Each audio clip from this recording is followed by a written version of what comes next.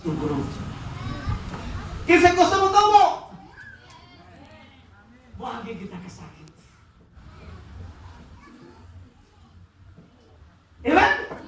Praise God. Hallelujah. Pain, buntag, no? Forces you to reflect, reassess, and sometimes change directions. It builds resilience, deepens empathy, and strengthens characters. Usay pasabot ana, pain forces you to reflect. Ang kasakit sultan ikaw, dili kay mutoklon nimo aron mawala ka. Dili kay ang pain mutoklon nimo aron maggita kag pisi.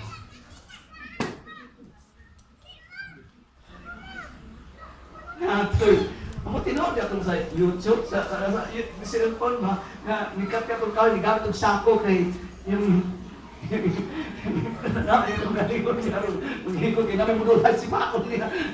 Muhang gawas sa siya, mabalik siya, ato natagak yung sa ubos. Gusto mo tapos matungkol sa kasakit? No! Ang pain, kung buot di mo sabton, di alaw na, aron mo push di mo, aron mo reflect ka, mapukaw ka, mahigbata ka, sa imong gibuhat dali maayo, o kaya sa imong gitungtigan, sa imong gitindugan, o sa imong dalan, nga dili siya maayo, aron mo change direction ka, o kaya aron mausap imong mindset, kaya na yung mindset na ito, mamingon tatama, apan dialog na mo usap, pag maangit at kasakit. Tama! Natin mga principles, tama di magpatandog, dili magpapili, pero pag abot sa usa ka sitwasyon na nasakitan ka, diyan nga tayo, wingon ka, usbon ko ang ako ang principle. Naitaw mo di ba masulti sa iyong mali? Naitaw mo barot siya magkamatay ka, hangos kamatayan. Pag abot sa sitwasyon, nahamit na siya mamatay, wingon mag-usap ko, Lord. Tama nila eh! Right? Leads us to glory. Hallelujah. Kaya mo grabe din yung mensahe, di ba? Praise God.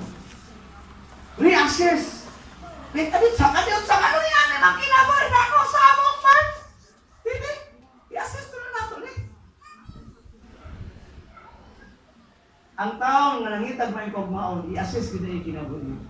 I-reflect na nakahang din niya. Na si Papa, na din ako maliptang pa sa atin na ganun ko ano. Let him correct by his own. Diyan sa ito pag-script na ito? Correct by his own. Ang kumuna, let him correct by his own. Na ay mga sitwasyon nga, dili ka kaya mo tambal sa iya, ha? Dili mo kaya atakyon siya. Ako umabot ang panahon. Siya rin usap sa ikaw na rin. You know, dili. Una ayaw pagkabigo na yun.